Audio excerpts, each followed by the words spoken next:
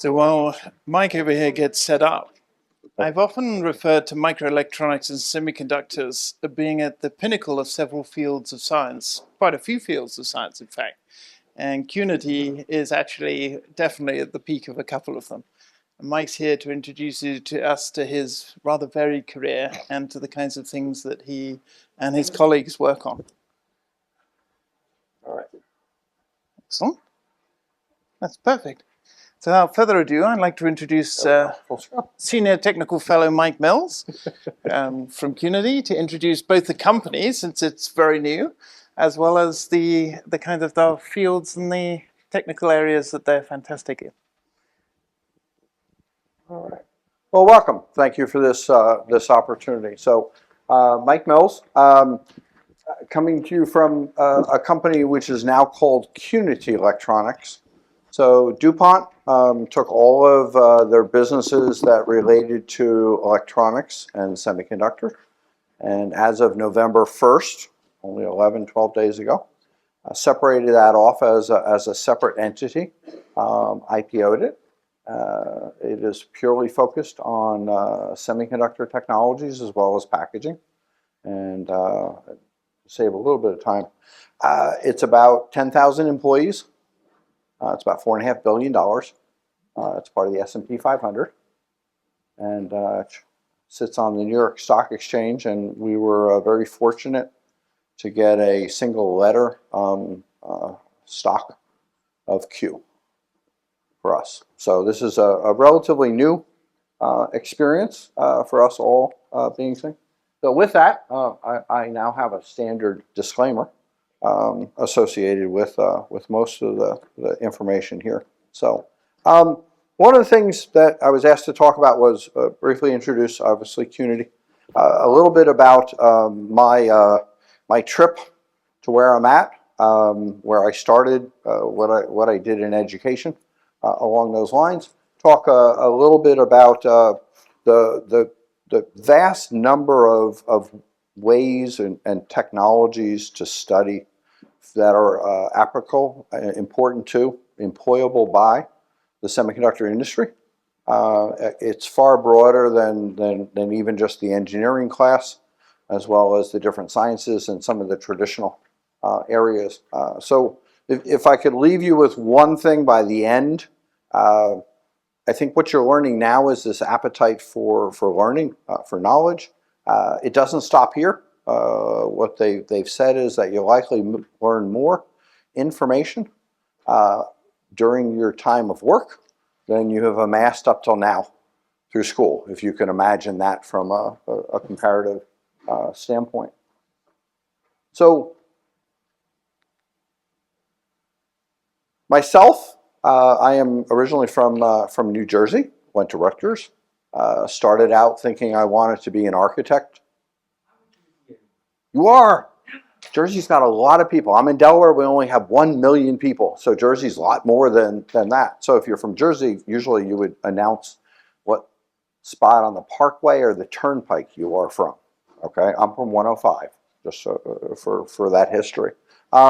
So to get here, I actually, after Rutgers, which my degree was in ceramic science and engineering, studied optical fibers for telecommunications in a joint project with Bell Labs, and then was interviewed, and I think there was a little tidbit in there, as a favor to a faculty member.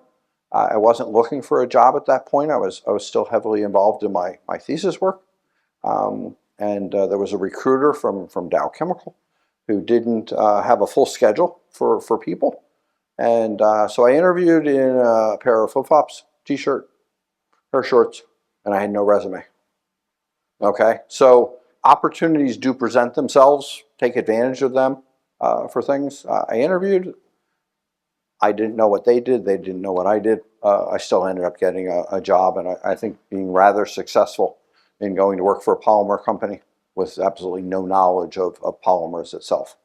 But learned a whole bunch of things along the way that went with it, and ended up developing an interest in materials, in process. Semiconductor was one of the areas along those lines, and then the other area was an interest in the use of intellectual property, patents, from a business sense standpoint. If you have not had the experience either to file a patent or review patents relative to your work and things like that, I strongly would encourage that aspect. Just do some learning for that. So I would describe my career as a random walk through a number of different technologies and ending up in semiconductor, not starting out in semiconductor. But in the semiconductor area, I've been involved with semiconductors since roughly about the 0.35 micron technology. That's when we measure things in microns, and that had something to do with the transistor gate length. It's been quite an experience for me. I've experienced the conversion from aluminum and tungsten as interconnect to copper, 1997, the use of lower K dielectric materials, transition from planar transistors to three-dimensional, both FinFET and of course now with gate all around. Wafer size went from 150 millimeter to 200 to 300 millimeter. Industry kind of backed off and never ended up doing the 450. And then metallization, and then if there's another thing I could leave with you, if you stay in the semiconductor industry, please participate in the industry technology roadmaps and their conferences. IEEE is a wonderful source of those. Along the way, talked to a couple of people about alternate energy. I spent 5 or 6 years developing a residential solar energy product and system. It was not based on silicon, it was based on SIGs. And then actually spent 4 years developing polymer spinning, solution spinning for high performance fibers that go with it. So you are likely to do a number of different areas as you go through your career, even if it stayed from a semiconductor standpoint. The other one is to learn the side of business. If you stay in technology and sciences, you will still have to sell your idea. You'll still have to build a business case. And you want to be respected in that area as being successful. If you go start up your own company, you're certainly going to need those type of skills that goes with it. So one of the things I was asked to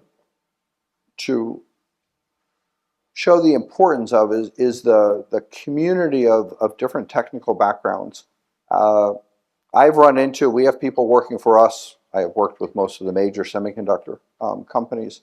If you look across just semiconductor and packaging, even advanced packaging, you are likely to find people in all of these disciplines.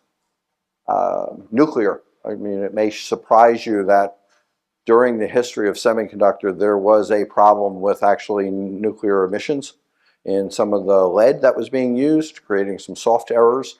So all sorts of ways to participate and contribute into the semiconductor, in addition to the traditional ways to go do it. Biology is probably the other one that's of interest up there. The end use of semiconductors translates all the way into a number of health services. So we do in fact have people that have backgrounds in the biology space. Probably the fastest growing area would be data or data science, associated with both the manufacturing as well as obviously the use. If you look at the AI and things like that goes with it. Some of these pictures may or may not be familiar with you. If you were to take an advanced chip and you were to cut through it, what you would end up seeing is anywhere from 20 to 25 layers of copper interconnect that are put down. There's somewhere between 1,000 and 2,000 process steps that a wafer goes through, starting at a wafer before it's ready to be sectioned off as a die. There's a lot of materials that are involved there, but this is why an average leading edge wafer, a 2 nanometer wafer, may take 3 to 4 months to work its way through the fab to be finished from start to end.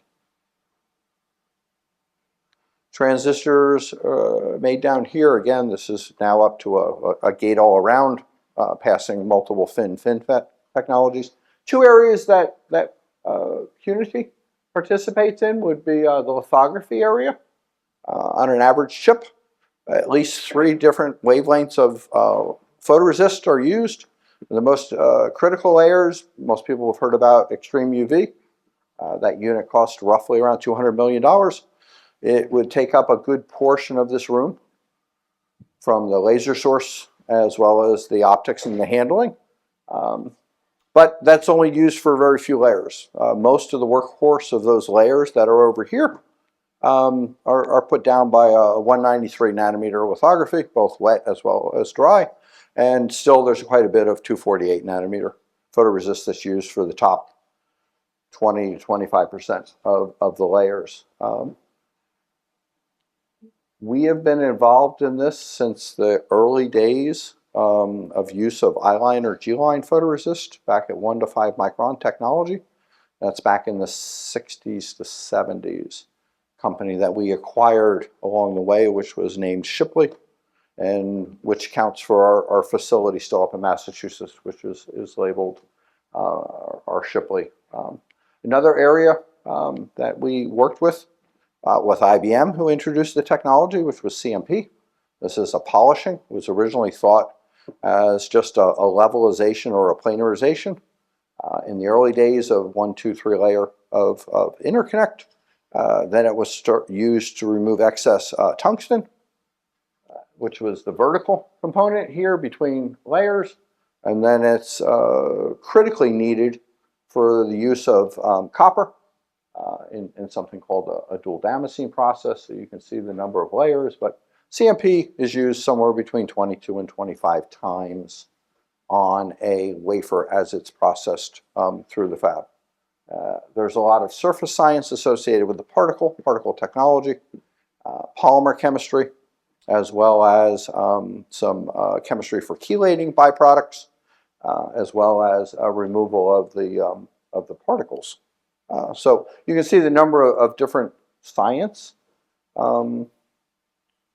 that are used there. So this is just to give you a feel for the level of complexity in the materials, in the way it's used, and the way they are patterned within a structure. In a very simple sense, this process here is repeated somewhere between 20 and 25 times. This is just to create the copper interconnect.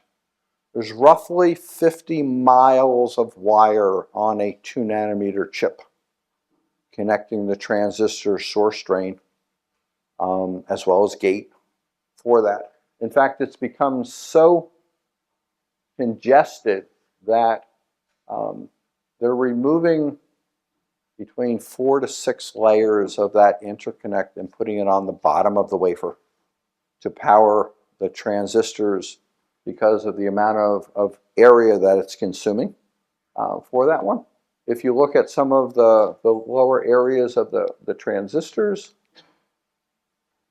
the use of tungsten, planar technology, TSV for advanced packaging. This is where they're going to drill through the silicon wafer. 300 millimeter silicon wafer starts out as 875 microns thick. They will drill a hole down about 100 to 125 microns. They will then grind, physically dry grind, about 700 of the bottom portion of that wafer away. And then they will polish using CMP remainder to expose that copper contact. That's how your DRAM stacks, your HBM memory, are put together. And that's how they're adding functionality as well as the ability to package on the backside. There may be in excess of 100,000 of those coming through the bottom of a chip. About 10 microns in diameter. And then very simple early stage dielectrics which have to be polished. But the amount of materials, dielectric metals, that are represented here that have to be introduced in the last 2 to 3 technology nodes has literally doubled, and it's anticipated to double again. Metallization used to just only include things like tungsten and aluminum. They then included copper, but now you have moly, you have cobalt, you have the ruthenium, Dielectrically, you have straight oxide, you have carbon-doped oxides, you have high K, you have low K materials that go with it. So if you're studying in the area or you're interested in the area of semiconductor, your potential to go work is vast. Most people focus on things that I would describe as the leading players. So you can go work for a Samsung, you can work for a Hynix, you can work for a TSMC. In both their manufacturing environment as well as their engineering, as well as their advanced device structures. So that would be at the fab level. You can also work with manufacturers of the tools that go into those fabs. Those tools, there's quite a bit of science, materials, process. If the tool and the process aren't available for the manufacturer, then the manufacturer doesn't run that process.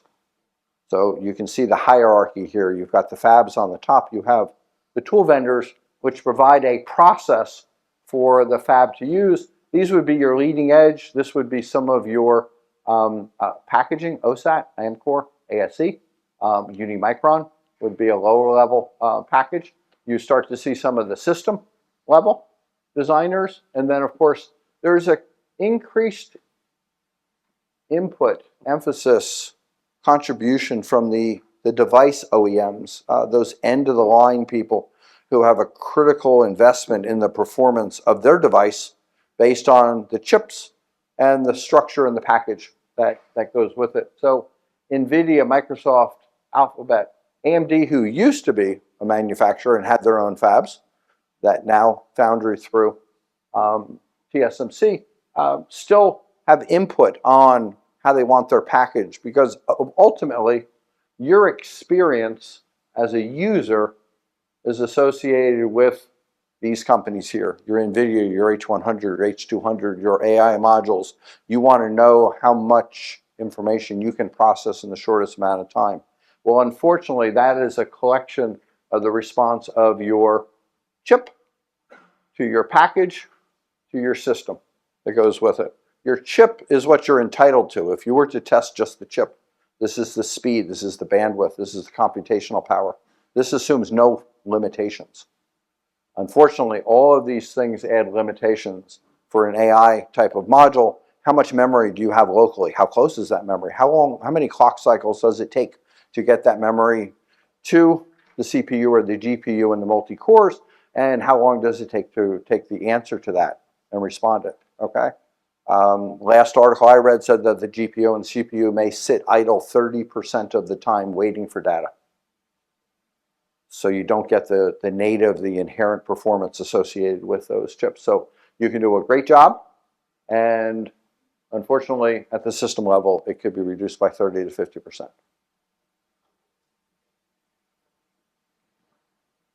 So I spent a little bit on Qnity, and I am not going to spend a lot of time. So what I will certainly do is point you towards QnityElectronics.com.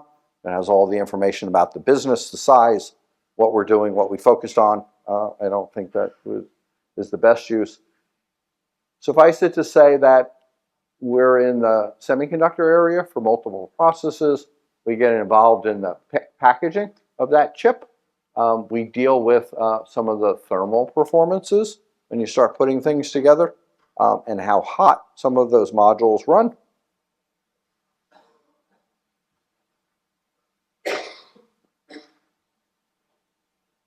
This cycle here is repeated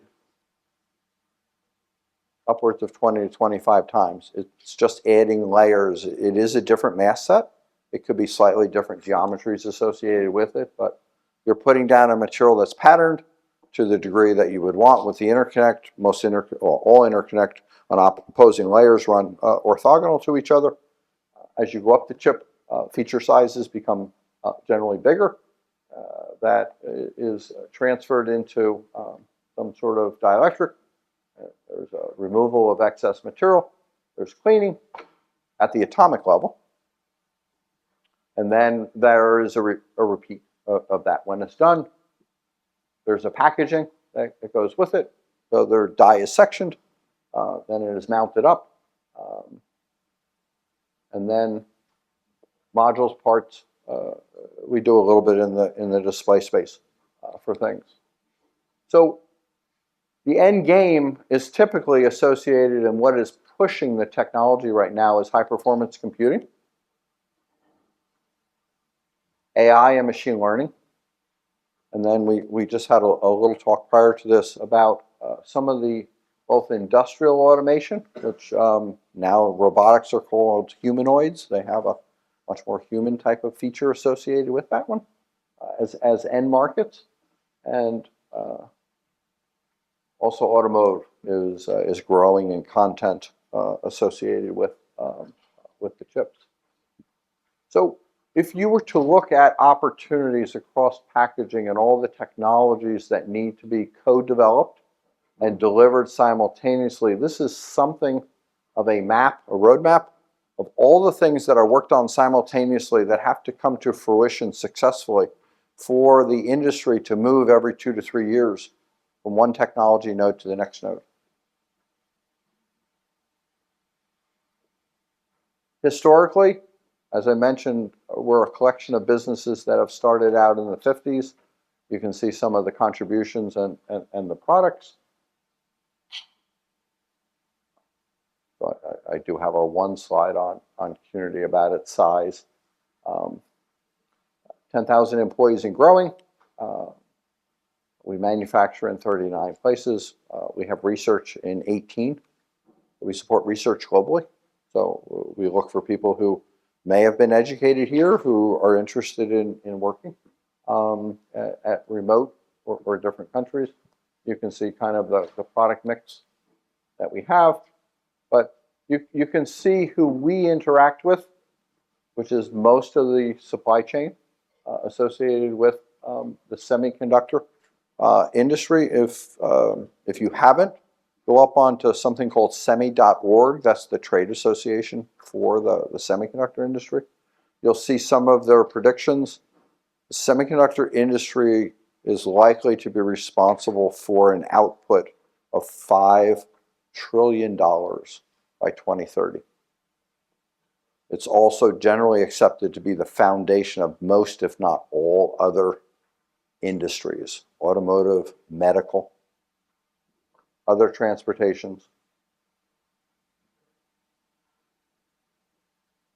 If I had to leave you one thing for packaging and the level of complication associated with a board or a subsystem that's in your computer or any of your other systems, you can see here just the amount of opportunity for development and technology just to address what's currently used or employed on a typical, this is just a typical printed circuit board.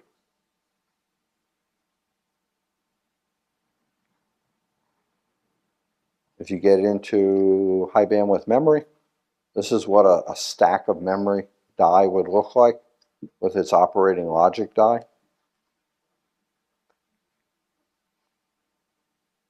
This is what an NVIDIA module pictorially would look like, which would be a number of CPU, GPU, as well as memory. And here's the crux of the opportunity. The amount of energy that's currently being consumed or projected to be consumed at data centers based on the projected power for the performance is likely to start consuming somewhere about 25% of what the theoretical or projected output of energy is globally. That's just for the data centers. Nobody's turned on a piece of light. Nobody's run a refrigerator. Nobody has charged their vehicle. But 25% of the current estimated output of power is likely to be consumed by the data centers unless something fundamentally changes. And I think that's the challenge that people in this room will end up working on.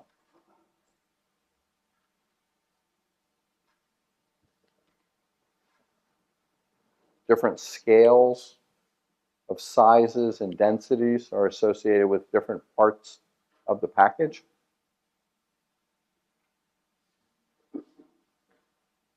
think from a timing standpoint, where's my timekeeper? Oh, timekeeper over there, 10 minutes. Okay, thank you.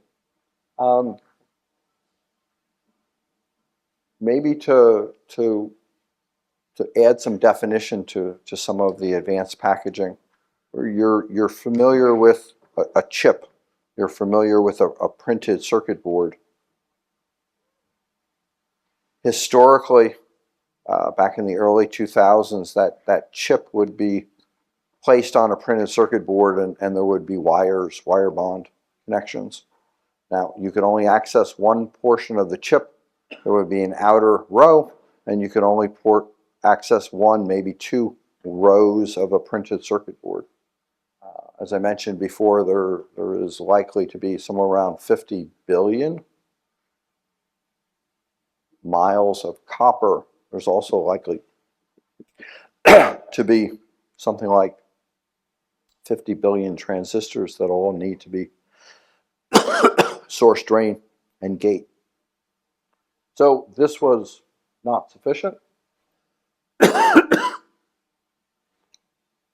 They took the chip and inverted the chip, made the top of the chip accessible electrically to the printed circuit board.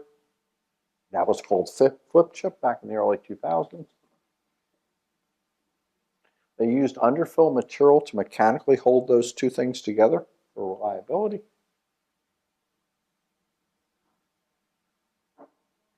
And when there was too many connections from the chip to the printed circuit board, or there was a size mismatch, they ended up with some level of RDL redistribution at the chip level to get the number of IOs or connections for that one.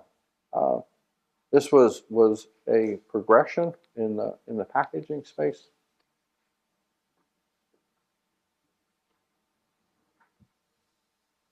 Now, this is very common. You have your logic die, and there's people here doing some tape out on some chips. Those will need to be connected for testing. And then the physical location of the memory and its adjacency to the logic is ending up being some of the critical areas for delay. And you can see the different scales. So the chip wants to be connected at 2 to 25 microns, whereas the board is more comfortable at the 150 to 300 micron from a pitch standpoint. Therefore, that redistribution layer has to spread some things out. When that's not sufficient, this is what we've gone to. So TSMC in their advanced packaging, this is called info, which is really a lead into what they now call their chip-based package, their CoWoS. So this is the structure you would find from an NVIDIA type of structure, where the memory is locally connected to the logic, and then there's a need for an interposer, another level of interconnect, and then the printed circuit board. The materials here typically are dielectrics, conductors, as well as some mechanical rigidity used in underfills.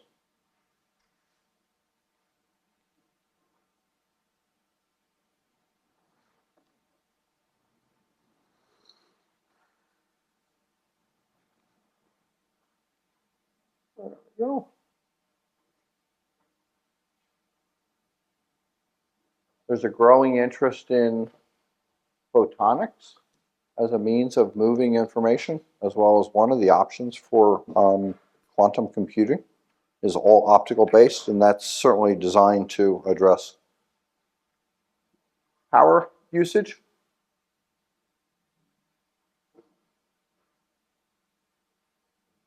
And here you can see some of the more advanced structures that goes with it. Last time I was here, we talked a little bit about optics. This is one of our programs, looking at planar waveguides, signal transmission from an optical medium instead of electrical. Still working through some challenges for that.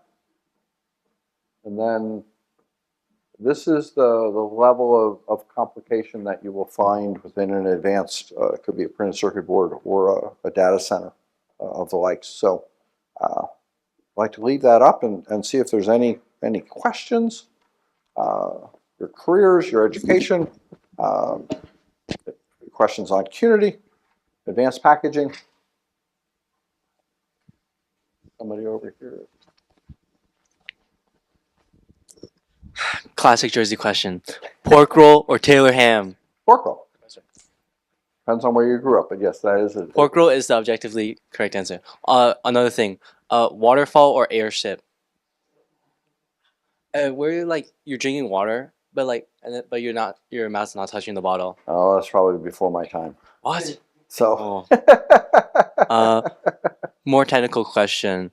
I was kind of thinking about the high bandwidth memory stacks, and what's stopping us from putting logic dies inside the high bandwidth memory stacks and doing like a computed memory thing or like a distributed computed memory or something? So the HBM, the high bandwidth memory stack, has a controller logic chip on the bottom. Okay, and that's just for information flow. That's back and forth. Okay. So it'd be like a synchronization issue, probably. Part of it's synchronization, but part of it is direction and just managing where the data sits per layer. Remember, the roadmap for HBM started at 2 and 4. We're up to 6 to 8, and the roadmap says 10 to 12 layers of a very sophisticated three-dimensional DRAM. And knowing where that data is and knowing when to take that data and put it into a registry. A GPU for NVIDIA might have over 100 cores now. And directing that path and storing that information back is the responsibility of that logic portion that goes with it. But the actual computational work is probably best done at a GPU type of design. And I think that's where NVIDIA was, let's say they were fortunate that is one of the better architectures for large data manipulation.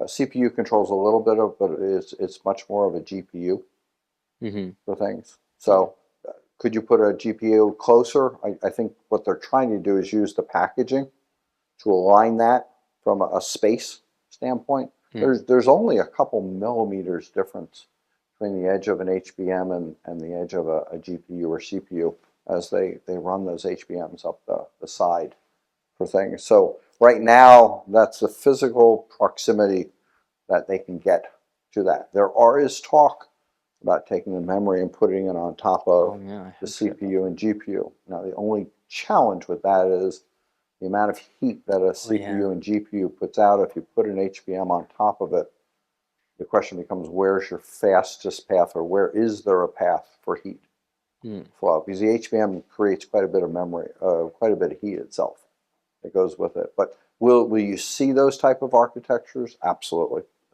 I think each application will end up coming up with its own configuration depending on their specifications that goes with it. I know there's some cross-licensing between people in the GPU and the CPU space. At some point, you just may see those two combine. But there's already talk about putting a CPU and a GPU, but just not the HBM on top of that, if you're restricted from a areal density standpoint. Generally, in data centers, you have a whole board to work with. They have quite a bit of space. So there's no space limitation there at the moment. But, thank you. Very interesting. While we get the microphone back to the next person, I have a couple of questions that were collected beforehand. Okay. We had a question about the kinds of steps that Qnity is taking to ensure continuity and supply chain resilience in these days with a lot of complexities in the international space and so on. So Qnity itself is a lift and shift. All the assets that were already in place for DuPont's electronic business have been assigned over to Qnity. So there's no physical change there. We have had and have employed a local for local strategy. So in the beginning, when the chip industry was predominantly practiced in the US, most of our initial manufacturing assets were US based. We did photoresist up in Massachusetts. We did CMP and the likes in Delaware. We did our cleans technology and our slurry technology in Hayward in California. We did some polymer work here in Columbus. We did our films work in Circleville. And then our thermal is spread out between Cleveland and a number of other facilities. Now, of course, since the early days, most of the growth has been in Asia. So we have duplicated our manufacturing capabilities over in Asia. So we have photoresist capability, we have CMP capabilities, we have cleans capability, we have films, and we have packaging. Now that there is a growth, finally, in the number of fabs here in North America, what we've done is we've started to increase the capacity of our U.S. assets that we already had. So, but the big question really is a like for like minimizes, nothing ever eliminates your supply chain, your currency risk, and your tariff risk. If you can manufacture in country or a minimum in region for your customers. Thank you. So my question is, you talked about how you got into this industry not even really knowing what it was about or what it was. We're fortunate in this class to actually know a little bit more about the industry. But what would you say is a good way to get a start in the semiconductor industry or working with a company like Qnity, seen as the industry itself is pretty competitive to get into? And I don't know what you're basing your competitiveness to get into the industry. The semiconductor industry is projected to have a shortage of workers probably for the next 10 to 15 years. So that's just a pure shortage of technically trained people in this area. And it's the industry as a whole is projected to grow 5, 6, 7, 8%. And so that will need people that goes with it. I think the background, the educational experience that you're getting here sets you in a very, very high class of people, okay, for the industry. I think the internships that are offered here to gain that work experience is tremendous on your resume that goes with it. I know that all of the equipment providers, all of the suppliers, all of the chip manufacturers who are setting up here, I know there's a great relationship between here and TSMC in Arizona. You know, an average fab requires something like 10,000 people associated with it. And the infrastructure around it to support it from the suppliers, the tool vendors, as well as the material suppliers, is another 2x that. So it is probably one of the fastest growing industries. And then there's the peripheral. So the use of semiconductors and teaching people how to use them more effectively for better results in the automobile or the transportation industry, the medical industry. That is a whole other level of having a basic understanding and helping a company implement in humanoid-based robotics or whatever the other area is. That's another whole rung of employment options that goes with it. So no, I'm not out there looking for a job right now, but I haven't heard that people are requiring multiple interviews to gain access at the undergraduate or the advanced degree side of things. I sit on a couple committees for SEMI, and they are fraught with concern about the slowing of the semiconductor industry because of the lack of workforce to support its growth. So you can set yourself up for opportunities at all those different ranges, right? You can go work for a semiconductor manufacturer, EDA design. They need people who understand both materials as well as the classics.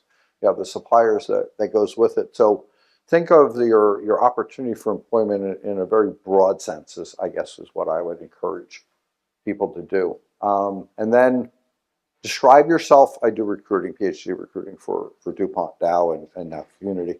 Describe yourself as someone knowledgeable in the area. has experience understanding and developing or solving problems and things like that. I'll give you the example. I had one person who I interviewed and said, I am an expert in NMR.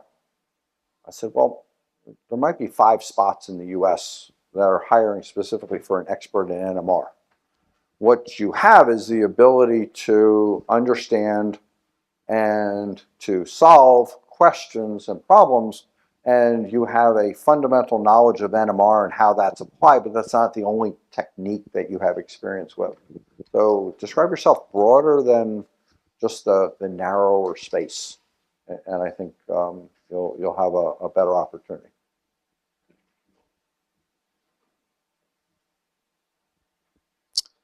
So another question that we have from before is, which one of the ones I wanted? Oh yes, sorry, I lost my place for a second. So it was, other than copper and tungsten and so on, is Qnity working on any novel materials for interconnects and things like that? So the answer is yes. We have activity, I mentioned cobalt, I mentioned ruthenium, I mentioned alloys associated with those. There's a new use of nickel. So usually our focus would be on the metallurgy, and our preferred, not exclusive, but our preferred application would be in something like electrochemical deposition from a metallization standpoint for things. But there is a growing need for a whole range of different metals, and they're actually going back to more use of aluminum, not necessarily tungsten. That goes with. So that's just on the metallization side of things. There's also semiconductor materials from the transistor, carbon nanosheets for some of the CFET type of technologies, as well as different materials, high K materials for transistor gate definition for gate all around. So on a broader sense, yes, there's quite a bit of semiconductor, dielectric, as well as metallization, but another area that we participate in would be polymer materials. High K optical transparent materials, lower dielectric constant materials, so materials that are photosensitive for photoresist. We develop and engage across all of those different materials.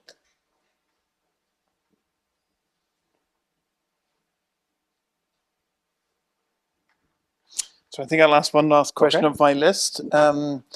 Mike may have a few minutes here afterwards, but he's also kindly presenting to the socket team across the hall at 5:30. So if you do have any questions after this, then please come on down and get them in. And I'm sure we can figure out a way of getting Mike any extra questions if we don't have time for. More than happy. If you could collect them up, we'll send back some email responses Thanks, Mike. associated with those. So I do have a question here about how the collaboration between a company like Qnity and the tool manufacturers actually kind of works in practice. And they've highlighted the kind of, does the tool maker then come and ask you for something? Do you ask the tool makers for things, or is it kind of always a partnership? I think there's 3 avenues of interactions. So there are sometimes the tool vendor will come to us and say we're developing a new process, but we need a material, a source material, a precursor, something along those lines. That tends to be smaller.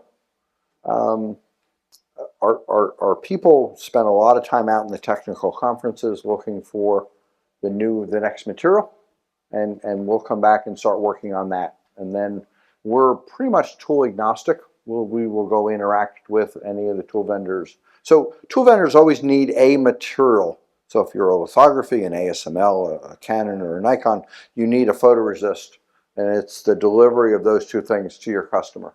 Now, as a material supplier, our material is only as good as the tool that processes it. It's almost back to the advanced packaging.